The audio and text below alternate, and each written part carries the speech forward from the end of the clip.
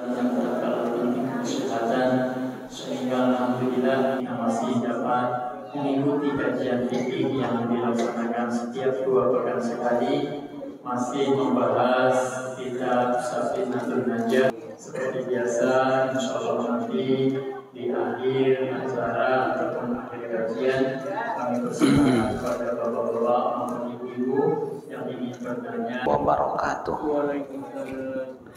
Alhamdulillahirabbil alamin wa bihi nasta'inu ala umuri dunya waddin wassalatu wassalamu ala asyrafil anbiya'i wal mursalin sayyidina wa maulana Muhammadi wa ala alihi wa ashabihi ajmain.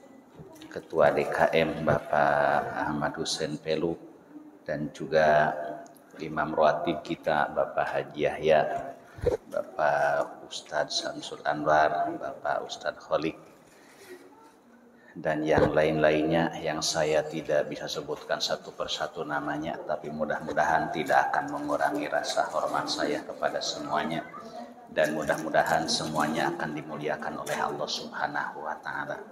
Pertama-tama marilah kita panjatkan puji dan syukur kehadirat Allah Subhanahu wa Ta'ala atas limpahan nikmat dan karunia-Nya. Alhamdulillah, di malam yang mubarak ini, malam ke-21 daripada bulan Jumadi akhir, alhamdulillah kita masih diberikan umur panjang dalam keadaan sehat walafiat, sehingga alhamdulillah kita dapat melaksanakan sholat maghrib berjamaah malam ini. Baiklah para jemaah sekalian, untuk tabarukan kita awali dengan bacaan umul kitab suratul Fatihah. Mudah-mudahan dengan keberkahan Fatihah ini Allah Subhanahu wa Ta'ala akan mengabulkan hajat kita, baik hajat duniawi maupun hajat ukhrawi. Dan kita doakan saudara-saudara kita yang lagi sakit, mudah-mudahan Allah angkat penyakitnya, dipanjangkan usianya, dimurahkan rezekinya. Anak-anak kita, cucu-cucu kita doakan mudah-mudahan mereka menjadi anak yang solih dan solihah, taat kepada Allah dan Rasulnya, berbakti kepada kedua orang tuanya, berguna bagi nusa bangsa dan agama.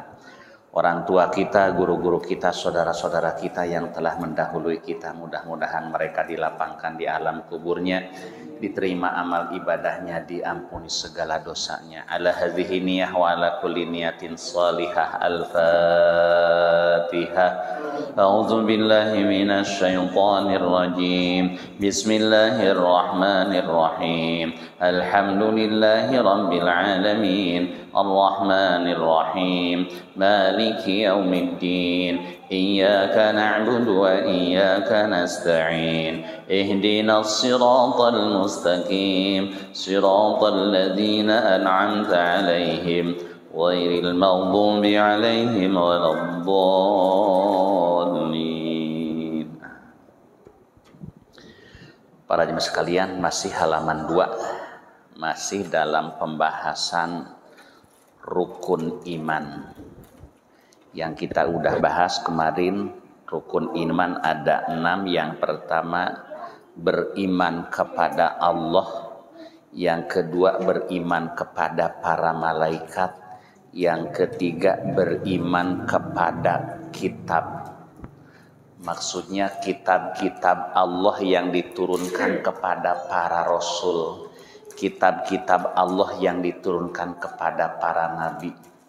Cukup kita mengetahui 4, yaitu meskipun jumlahnya ada 104. 40 suhuf Allah turunkan kepada Nabi Adam, 60 suhuf ke Nabi Syis, kitab Taurat ke Nabi Musa, kitab Zabur ke Nabi Daud, kitab Injil ke Nabi Isa, kitab Al-Quran kepada Nabi Muhammad sallallahu alaihi wasallam. Kita enggak usah mengkaji kitab-kitab terdahulu karena semuanya udah dikumpulkan dalam Al-Quran. Dan Al-Quran musaddiqol lima baina yadaihi. Al-Quran membenarkan kepada kitab-kitab sebelumnya. Al-Quran membenarkan kitab Injil, kitab Zabur, kitab Taurat. udah dikumpulkan dalam Al-Quran, dan syariat-syariatnya, aturan-aturan Allah udah dinasikh, udah diganti syariatnya dengan syariat Nabi Muhammad sallallahu alaihi wasallam. Maka jika ada orang zaman sekarang kekeh mengaku saya penganut Nabi Musa, tapi hidupnya zaman sekarang, ya pedomannya kudu Al-Quran. Kalau orang mengaku saya umat Nabi Daud, saya umat Nabi Isa, pegangan saya adalah kitab Injil. Kitab Injilnya udah ada dalam Al-Quran. Dan Al-Quran menyempurnakan kitab-kitab sebelumnya. Dan syariat Allah udah sempurna dalam Al-Quran. Maka ayat yang terakhir yang turun surah Al-Maidah ayat ketiga, Al-yauma akmaltu lakum dinakum wa atmamtu alaikum ni'mati wa raditu lakumul islama dina. Ini ayat turun tanggal 9 bulan Dzulhijjah, hari Arafah, ketika Rasulullah Shallallahu Alaihi Wasallam melaksanakan haji wada, haji pamitan. Setelahnya beliau hijrah ke Madinah, beliau melaksanakan haji hanya 1 kali, yaitu haji wada.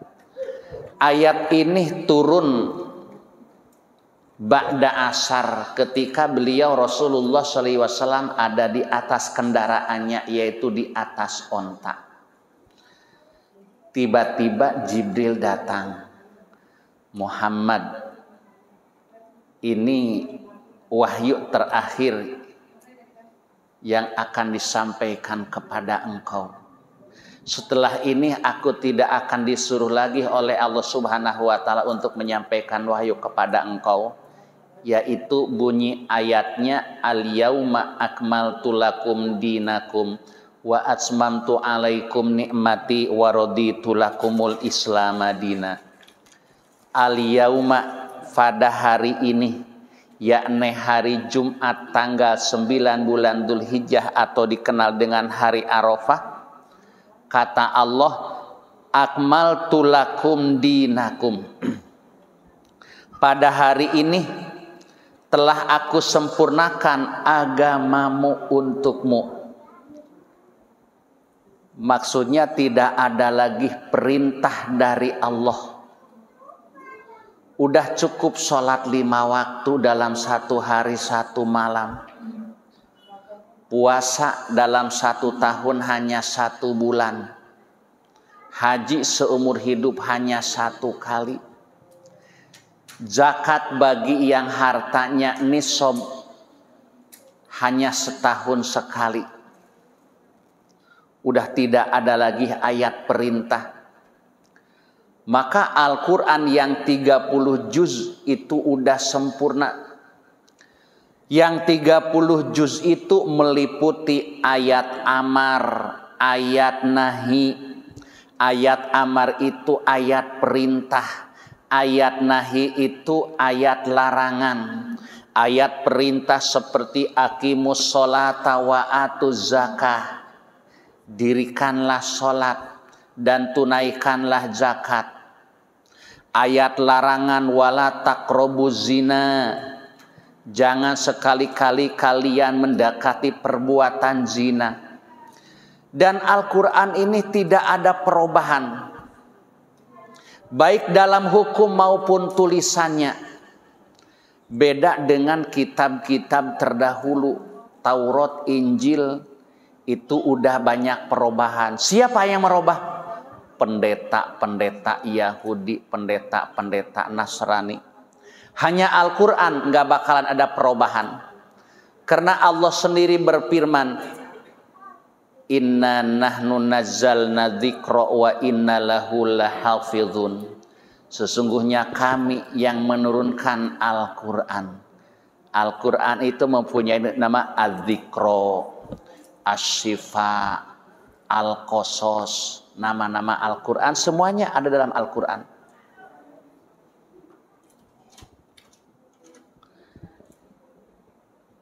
Semuanya udah dihimpun dalam Al-Quran. Al-yauma akmaltu lakum dinakum. Pada hari ini, yakni hari Jumat ba'da asar, telah aku sempurnakan agamamu untukmu. Jadi tidak ada lagi perubahan. Wa atmamtu alaikum nikmati, dan telah aku cukupkan nikmatku bagimu. Apa nikmat Allah yang diberikan kepada Rasulullah sallallahu alaihi wasallam? Yaitu tentang terjadinya Fatah Mekah. Para kaum muslimin sebelum terjadi Fatah Mekah, mereka merasa ketakutan dengan ancaman orang-orang kafir Mekah, ancaman orang-orang kafir Quraisy. Yaitu terjadi Fatah Mekah pada tahun ke-8 Hijriah, tanggal 20 Ramadan tahun 630 Masehi. Maka diabadikan dalam Al-Quran sehingga dijadikan oleh para sahabat nama surah Al-Fatah. Inna fatahna laka fatham mubina liyaghfira lakallahu ma taqaddama min dzambika wa ma ta'akhkhar wa yutimma ni'matahu 'alaika wa yahdiyaka siratan mustaqima. Maka dalam berjanji kan selalu dibaca. Ini kapan belajar berjanji di sini? Nggak ada terus. Ngaku cinta sama Nabi Muhammad, belajar berjanji kagak. Ini manas-manasin, ini bukan nyinggung, manas-manasin. Wa asmamtu alaikum nikmati. Jadi ini Allah sendiri, kami telah menyempurnakan, mencukupkan nikmatku bagimu. Wa raditu lakumul Islam madina, dan telah aku ridhoi Islam sebagai agamamu. Hanya satu agama Allah, yaitu agama Islam. Jadi seperti agama Yahudi, agama Majusi, agama Nasrani, atau Sobiin, itu bukan agama Allah. Nama-nama agama yang dibikin oleh mereka. Al-Quran tidak, cuman berbeda cara penafsiran. Makanya kita bukan ahli tafsir. Udah baca aja tafsir yang udah dikarang oleh para ulama. Kadang-kadang para ulama pun juga dalam penafsirannya itu ada yang bertentangan. Ya, ulama di Indonesia kan mereka yang menyebutkan semua agama itu sama, dalilnya dari Al-Quran. Innal ladzina amanu wal ladzina hadu wan nasara was-sabiina man amana billahi wal yaumil akhir wa 'amila shalihan falahum ajruhum 'inda rabbihim fala khaufun 'alaihim wa lahum yahzanun. Tuh katanya Yahudi, Nasrani, Sobiin pun juga bakalan selamat. Berarti semuanya agama sama. Itu salah menafsirkan. Yahudi, Nasrani yang bakalan selamat ya Yahudi yang benar-benar mengamalkan kitab Taurat yang aslinya. Orang-orang Nasrani mereka yang selamat, yang benar-benar mereka mengamalkan kitab Injil yang aslinya. Mereka yang menjadi pengikut Nabi Musa benar-benar mengamalkan kitab Taurat karena isinya sama dengan Al-Quran, mengajarkan tentang ketauhidan. Begitu juga kitab Injil. Nah, kemudian rukun keempat adalah wasulihi, beriman kepada para rasul, beriman kepada para utusan Allah. Wahum abdulu ibadillah. Syekh Nawawi menafsirkan warusulihi itu, para rasul adalah mereka hamba-hamba Allah yang paling utama. Mereka itu adalah pilihan Allah. Wa kullan faddalna 'alal alamin. Atau dalam ayat lain, tilkar rusulu faddalna ba'dahum ala ba'din. Para rasul itu kami lebihkan sebahagian kepada sebahagian yang lainnya. Jadi derajatnya para rasul itu tidak sama. Cuman memiliki sifat yang sama. Ketika kita belajar Aqaid 50, sifat-sifat yang wajib di para rasul yang kita wajib percaya adalah semua para rasul itu mempunyai sifat sidik, amanah, tabligh, fatonah. Sidik artinya benar, mustahil para rasul bohong. Amanah artinya kepercaya, dipercaya oleh Allah. Mustahil para rasul berbuat khianat. Tabligh artinya para rasul menyampaikan semua wahyu dari Allah Subhanahu wa taala kepada umatnya. Mustahil wahyu dari Allah diumpetin oleh mereka. Mustahil ayat-ayat Al-Quran tidak disampaikan oleh Rasulullah SAW kepada umatnya. Fatonah, wajib para rasul itu memiliki sifat cerdas. Karena mereka pilihan-pilihan Allah, diutus oleh Allah Subhanahu wa taala untuk menyampaikan wahyu dari Allah Subhanahu wa taala, maka setiap berdebat dengan orang-orang kafir karena mereka memiliki sifat kecerdasan, tidak pernah kalah debatnya oleh orang-orang kafir. Bahkan dalam Al-Quran dikisahkan ketika Nabi Ibrahim dibantah oleh orang kafir, Raja Namrud. Kata Raja Namrud, Ibrahim, emang Tuhan kamu kayak apa sih? Kamu ngajak terus sama kami supaya menjadi pengikutnya. Kata Nabi Ibrahim, Tuhan kami bisa menghidupkan dan juga bisa mematikan. Kata Namrud, saya juga bisa mematikan dan menghidupkan. Nih buktikan. Kemudian ada dua orang laki-laki di penjara, yang satu dikeluarin, dibunuh, yang satunya hidup. Nih satu mati, satu hidup. Kata Nabi Ibrahim, Tuhan kami orangnya satu, bisa dihidupkan dan juga bisa dimatikan. Sekarang begini Namrud, Tuhan kami bisa menerbitkan matahari kalau pagi dari arah timur. Coba bisa nggak kamu terbitkan matahari dari arah barat? Fabuhita ladzi kafar. Bingung Namrud. Makanya kalah hujahnya. Dan kita juga diajarkan dalam Al-Quran tata cara berdakwah. Ud'u ila sabili rabbika bil hikmati wal mau'izatil hasanati wajadilhum billati hiya ahsan. Ini ilmu dakwah. Ud'u ila sabili rabbika bil hikmah. Serulah seluruh manusia, ajaklah seluruh manusia untuk menuju ke jalan Allah, untuk bertauhid kepada Allah, untuk beriman kepada Allah.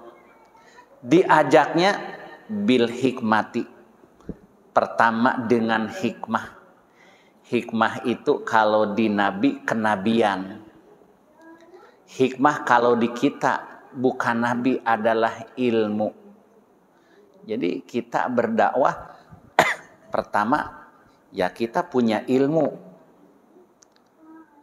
Makanya ada kan orang yang memahami dari hadis balighu anni walau ayatan, sampaikanlah dari kami meskipun hanya satu ayat. Ya baru bisa baca, udah berani ngajak sama orang lain karena berpegangan dengan hadis ini. Memang benar hadis itu. Para sahabat mereka ilmunya yang udah cukup, udah dididik Rasul, diperintahkan oleh Rasul ke sono dakwah ke Yaman, ke India, ke anu. Itu para sahabat mereka udah cukup ilmunya, udah diperintahkan oleh Rasulullah SAW. Ya begitu juga para kiai yang punya pondok pesantren, santrinya udah lama mondoknya, dari mulai bacaan Quran udah bagus, nahwu sorobnya udah bagus, ilmu fikihnya, tauhidnya, akhlaknya. Kata gurunya, mukim aja di kampung, bikin pesantren, tuh, supaya ilmu yang ditimba dari gurunya berkembang. Ud'u ila sabili rabbika bil hikmah wal mau'izatil hasanah. Yang kedua, ilmunya dakwah itu memberikan nasihat yang baik. Jadi nasihat jangan pakai nada marah.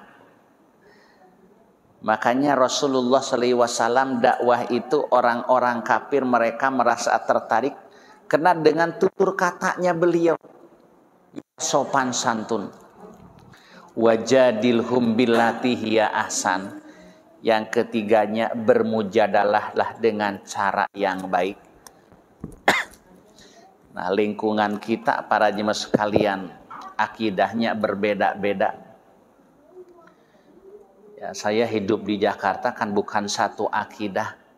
Maka mereka pun juga ada yang minta didoain. Ya, beberapa hari yang lalu orang non-muslim ya datang jemaah saya, Pak Ustadz itu dia sakit minta dibacain Fatihah katanya. Mungkin sering dengarnya kita baca Fatihah, karena kata anaknya, Bu tuh minta doain Pak Ustadz tuh, rumah baru gak selamatan lagi, selamatan tuh doain, minta didoain. Kata ibu, Ustadz emang boleh ya dibacain Fatihah? Ya boleh-boleh aja kita doain, mudah-mudahan dapat hidayah. Itu yang paling utama, doain. Usahanya biar maju, nggak apa-apa. Urusan dunia itu tidak ada nilainya di sisi Allah Subhanahu wa Ta'ala. Itulah cara dakwah di masyarakat. Kalau kita baik, perbuatan kita baik, tutur kita baik, yakin mereka akan tertarik dengan perilaku kita. Nah ini, wajib kita percaya kepada para utusan Allah, yang wajib kita mengetahui yang tertulis nama-namanya dalam Al-Quran 25 nama. Kalau Syekh Nawawi Al-Bantani beliau bikin sebuah syairan. Asma'u ruslin bi Qur'anin alaika tajib ka Adama Zakaria ba'da Yunusihim Nuhin wa Idrisa Ibrahima wal Yasa'i Ishaqu Yaquba Ismaili Salihimi Ayyuba Haruna Musa ma Syu'aibihimi Dawuda Hudin Uzairin summa Yusufihim Lutin wa Ilyasa Dzulkifli awit tahada Yahya Sulaimana Isa ma Muhammadihi. Nama-nama Rasul yang ada dalam Al-Quran yang wajib kamu mengetahuinya. Seperti Nabi Adam. Ini Nabi Adam Rasul pertama. Manusia yang paling oleh Allah dan Rasul pertama. Kalau di sini dalam sairan jadi tidak tertib urutannya. Nabi Adam, Nabi Zakaria, Nabi Yunus, Nabi Nuh. Ini kan Nabi Nuh ini Rasul kedua setelahnya Nabi Adam. Makanya muncul ada kemusyrikan, ada kesesatan pada zaman Nabi Nuh alaihi salam. Maka kita nggak pernah membaca umat Nabi Adam. Nggak ada anak-anak Nabi Adam. Kenapa? Karena di zaman Nabi Adam umat wahidah. Keyakinannya sama, keyakinannya satu. Nah, mulai ada kata-kata umat dari mulai umat Nabi Nuh. Nabi Nuh, Nabi Idris, Nabi Ibrahim, Nabi Ilyas, Nabi Ishak, Nabi Yakub, Nabi Ismail, Nabi Soleh, Nabi Ayub, Nabi Harun, Nabi Musa, Nabi Syu'aib, Nabi Dawud, Nabi Hud, Nabi Uzair. Uzair yang dijadikan Tuhan oleh orang-orang Yahudi, kata mereka Uzair ibnullah. Uzair itu adalah anak lelakinya Allah. Sebahagian orang-orang Yahudi mereka mengatakan al-malaikatu banatullah. Para malaikat itu adalah anak-anak perempuan Allah. Nabi Yusuf, Nabi Lut, Nabi Ilyas, Nabi Dzulkifli, Nabi Yahya, Nabi Sulaiman, Nabi Isa, Nabi Muhammad sallallahu alaihi wasallam. Nah, ini yang disebutkan dalam Al-Qur'an derajatnya berbeda-beda.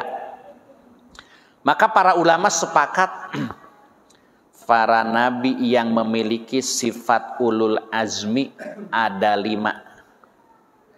Emang ini pelajaran anak-anak sebenarnya. Mungkin ada yang baru dengar juga. Apa sih ulul azmi? Ulul azmi itu adalah para nabi yang memiliki sifat kesabaran, sifat kesungguh-sungguhan memperjuangkan agama Allah. Para ulama sepakat 5 itu yang paling tinggi derajatnya Nabi Muhammad sallallahu alaihi wasallam. Yang kedua Nabi Ibrahim. Yang ketiga Nabi Musa. Yang keempat Nabi Isa. Yang kelima Nabi Nuh alaihi salam. Maka Nabi Muhammad SAW dibandingkan kesabarannya dengan nabi-nabi yang lain, Nabi Muhammadlah yang paling sabar.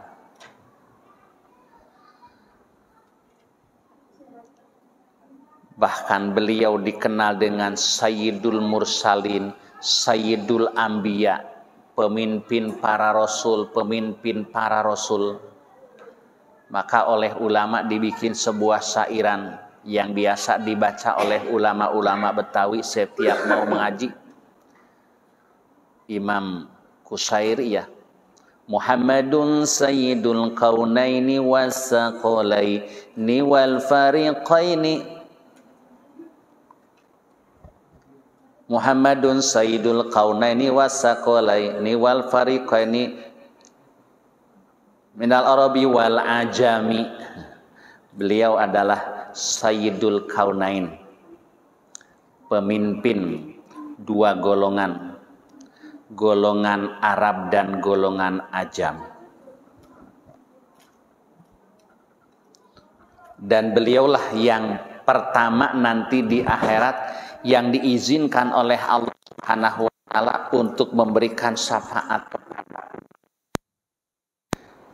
Nabi Muhammad SAW, pemimpin para nabi. Malaikat Jibril menjadi pemimpin para malaikat. Jadi masing-masing ada pemimpinnya. Pemimpin para wali adalah Sultanul Aulia Syekh Abdul Qadir Al-Jilani. Pemimpin di Indonesia ya Presiden Pak Joko Widodo. Wabil yaumil akhiri, dan yang kelimanya rukun iman itu wajib iman kepada hari akhir. Bi antusaddiqa biwujudihi. Maksudnya iman itu kamu wajib membenarkan, wajib meyakinkan akan adanya hari akhir. Disebut hari akhir jika udah terjadi hari itu, yakni hari kiamat, tidak ada lagi hari dunia. Wa bi jami'i mastamala alaihi, dan wajib percaya kepada semua yang meliputi yang terjadi pada hari kiamat. Apa saja yang terjadi pada hari kiamat? Kal hasri, adanya hasr. Hasr itu dikumpulkan di suatu lapangan atau yang disebut dengan padang mahsyar. Wajib percaya. Kapan ini terjadinya? Adalah kejadiannya setelahnya ditiup sangkakala malaikat Israfil yang terakhir.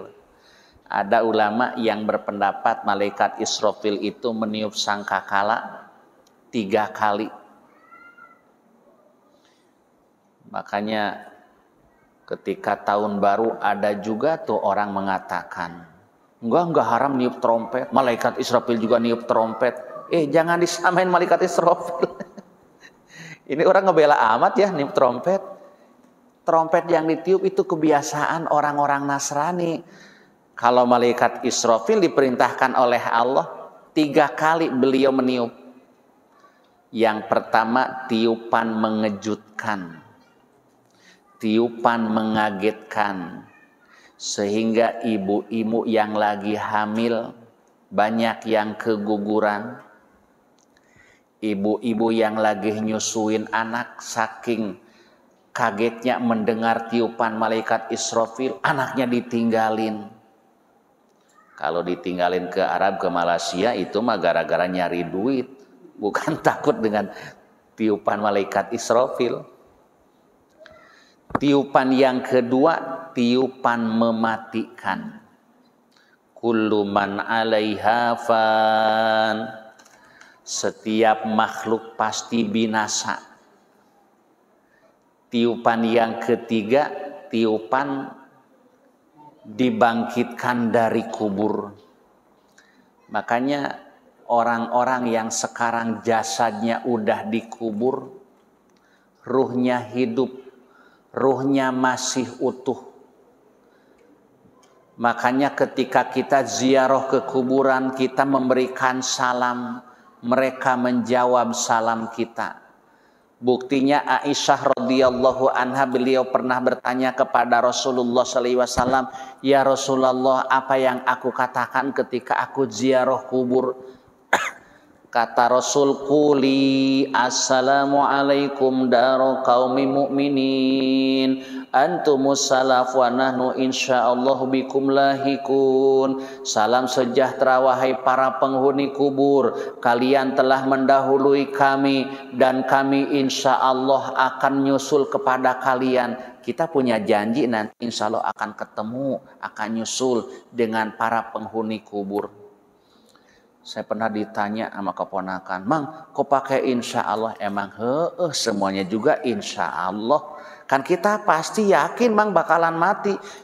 Makanya dalam Al-Quran ada ulama yang menafsirkan wa'bud rabbaka hatta ya'tiyakal yakin, yakni al-maut.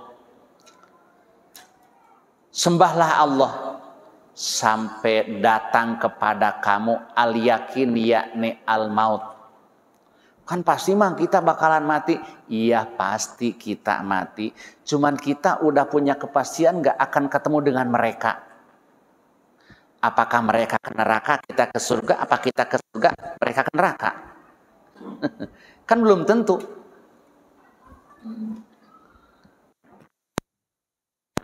Ada jawaban Rasul memerintahkan kepada Aisyah untuk memberikan salam.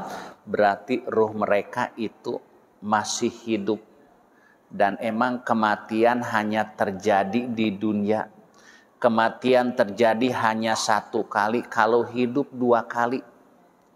Hidup di dunia dan hidup di akhirat. Itu di alam kubur. Alam kubur termasuk alam akhirat. Innal qabro awwalu manzilin min manazilil akhirati. Alam kubur itu adalah lintasan pertama dari lintasan-lintasan akhirat. Alam kubur itu adalah stasiun pertama dari stasiun-stasiun akhirat. Jadi ada beberapa stasiun ya.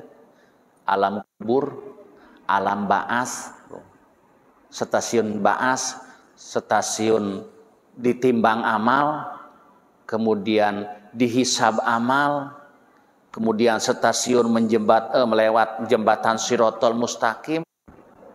Seperti kita mau ke Surabaya, ke Senen dulu tuh, atau ke Gambir dulu, itu kan stasiun pertama. Mungkin keduanya Kerawang, Cirebon, Semarang, baru ke Surabaya. Nah ini disebut dengan hari akhir, hari kiamat, karena jika udah terjadi hari kiamat tidak ada lagi hari dunia. Maka yang termasuk yaumil akhir termasuk dikumpulkan di padang mahsyar. Setelahnya dibangkitkan dari kubur.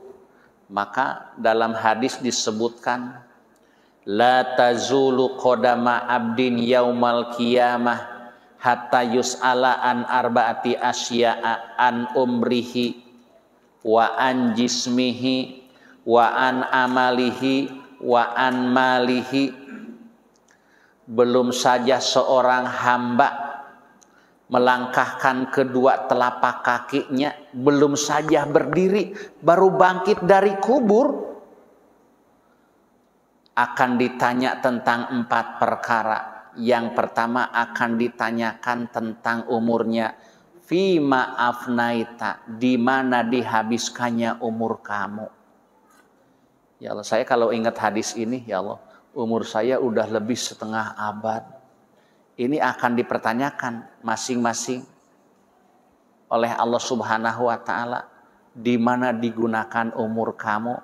Apakah digunakan berbuat maksiat? Apakah digunakan untuk melakukan taat ibadah kepada Allah? Makanya kita beruntung para jemaah sekalian. Enak kalau tiap hari ya dari maghrib sampai isya kumpul kayak gini. Saya tadi ngajar di sono agak lama, 1,5 jam. Kelihatan ibu-ibu itu bokongnya udah gusar-geser. Ada yang mau baca nggak jadi? Pak, ini udah kelamaan. Ya udah, saya paham. Ngaji mah kalau lama pegel, capek. Tapi kalau nonton layar tancap, meskipun di kebun digerumut nyamuk apa sama semut, enggak rasa capek.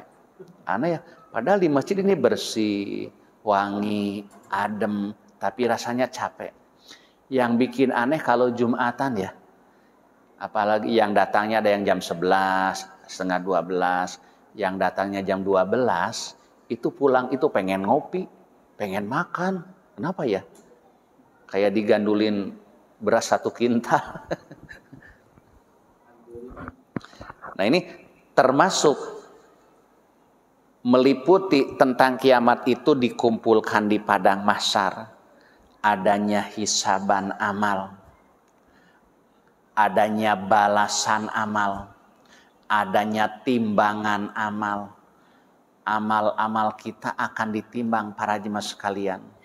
Yang gak bakalan ditimbang amalnya orang kafir. Kenapa? Mau ditimbang dengan apa? Amalnya buruk semuanya.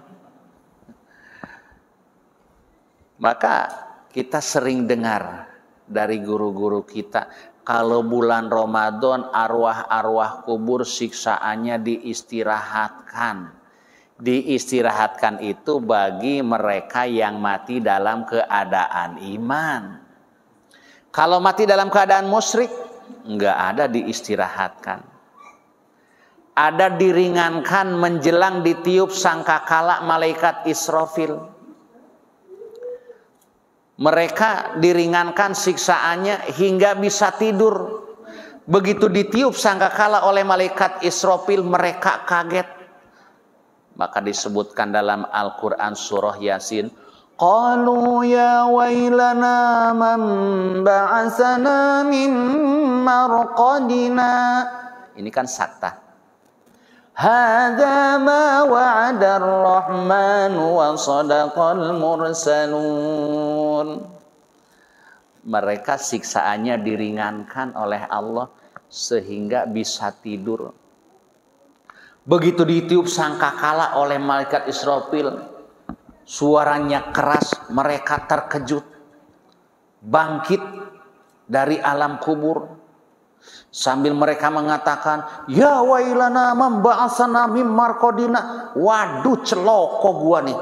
Siapa sih yang bangunin kami dari tempat-tempat tidur kami? Mereka bisa tidur, siksanya diringankan.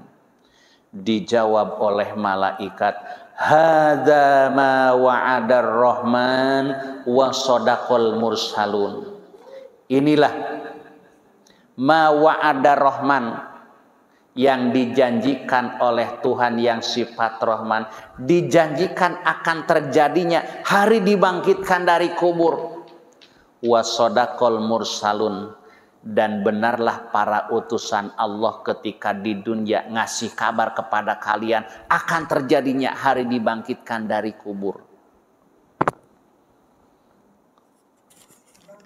Wabil qadari khairihi wa syarrihi minallahi ta'ala. Yang terakhir rukun iman itu iman kepada qadar, baik dan buruknya dari Allah. Apa sih qadar? Qadar itu kepastian Allah. Ada qadha, ada qadar. Qadha kepastian Allah, qadar juga kepastian Allah. Qadha kepastian Allah di azali. Qadar kepastian Allah sekarang bukti di dunia. Makanya kepastian Allah di ajali, makhluk tidak ada yang tahu. Malaikat enggak tahu, Nabi Muhammad pun juga enggak tahu. Apa sih keputusan Allah di ajali? Seperti kita mau dijadikan oleh Allah hidup di dunia jadi orang kaya, jadi pejabat, atau jadi ahli bisnis, atau mau jadi orang miskin, jadi orang fakir. Jadi orang fakirnya sabar atau jadi orang fakirnya nggak sabar, itu udah ada keputusan Allah di azali. Kemudian begitu lahir ke dunia, bukti ada yang kaya, ada yang miskin. Maka bagi orang yang percaya terhadap keputusan Allah, mereka itu sabar. Dan memang saya harus begini, udah berusaha. Semuanya keputusan dari Allah. Cuman kalau yang buruk jangan disandarkan kepada Allah. Memang dalam Al-Quran, kul kullum min indillah. Katakan oleh engkau Muhammad, semuanya itu yang terjadi dari sisi Allah, hakikatnya. Tapi keburukan jangan disandarkan kepada Allah. Keburukan akuilah. Karena kejahatan diri kita sendiri. Maka ada ayat adab, ada ayat kesopanan. Ma asobaka min hasanatin faminallah wa ma min sayyiatin faminapsik. Kebaikan yang ada pada diri kamu itu adalah dari Allah. Tapi keburukan yang menimpa kepada kamu, akui itu adalah keburukan kamu sendiri. Maka dalam Al-Quran, kata Nabi Ibrahim, mengkisahkan Nabi Ibrahim, alladzi khalaqani fahuwa yahdin walladzi huwa yut'imuni wa yaskin wa idza maridtu fahuwa yasfin. Alladzi khalaqani fahuwa yahdin. Dialah Allah yang menciptakan aku, kemudian dialah yang memberikan hidayah kepadaku. Walladzi huwa yut'imuni wa yaskin, dan dialah Allah yang memberikan makan kepadaku, dan dialah yang memberikan minum kepadaku. Wa idza maridtu fahuwa yashfin, dan apabila aku sakit maka dialah Allah yang menyembuhkan. Ini ayat adab. Jadi enggak boleh keburukan yang ada pada diri kita hakikatnya dari Allah, akui itu karena keteledoran kita sendiri. Sehingga sakit pun juga akui itu karena sebab kesalahan diri kita sendiri. Semuanya hakikatnya dari Allah.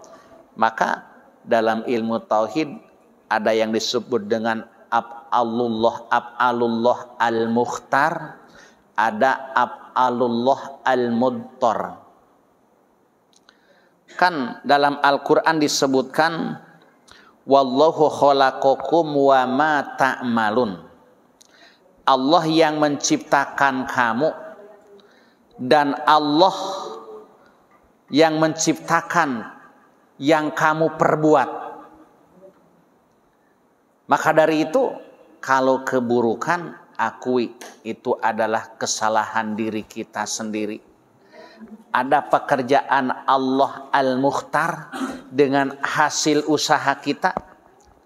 Ada pekerjaan Allah al-mubtor, bukan pekerjaan kita yang terpaksa. Contoh, dalam ilmu tauhid oleh ulama dicontohkan seperti kita naik ngebenerin bocor genteng. Kita nggak punya tujuan mau bunuh diri, kepeleset, guprak atau kesetrum, mati. Itu nggak dosa, bahkan mati syahid. Tapi kalau sengaja naik ke lantai 13, loncat, bunuh diri, itu pekerjaan Allah tapi direncanakan, diusahakan oleh kita. Makanya kalau tujuannya naik bukan untuk ngebenerin listrik atau untuk ngebenerin bocor, kemudian jatuh, terpeleset, matinya mati syahid dunia. Tapi kalau sengaja menjatuhkan diri, melemparkan diri, itu matinya dosa. Shadaqallahul adzim. Inilah para jemaah sekalian pengajian pada malam hari ini. Sampai di sini dulu. Belum isya ya. Ya barangkali ada yang mau bertanya, monggo persilahkan para jemaah sekalian.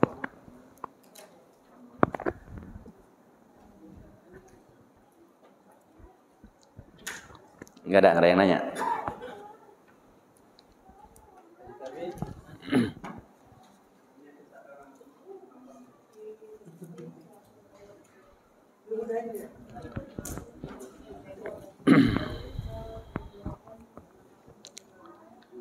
Baiklah para jemaah sekalian, karena tidak ada yang bertanya, mari kita akhiri dengan doa.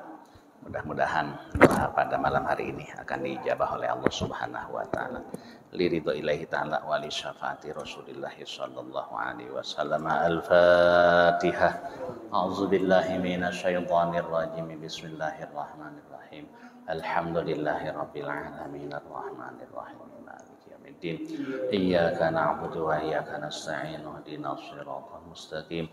Siratal ladzina an'amta 'alaihim ghairil maghdubi 'alaihim waladdallin. Amin. Wa'fu 'anna ya karim, wa'fu 'anna ya karim, wa'fu 'anna ya karim.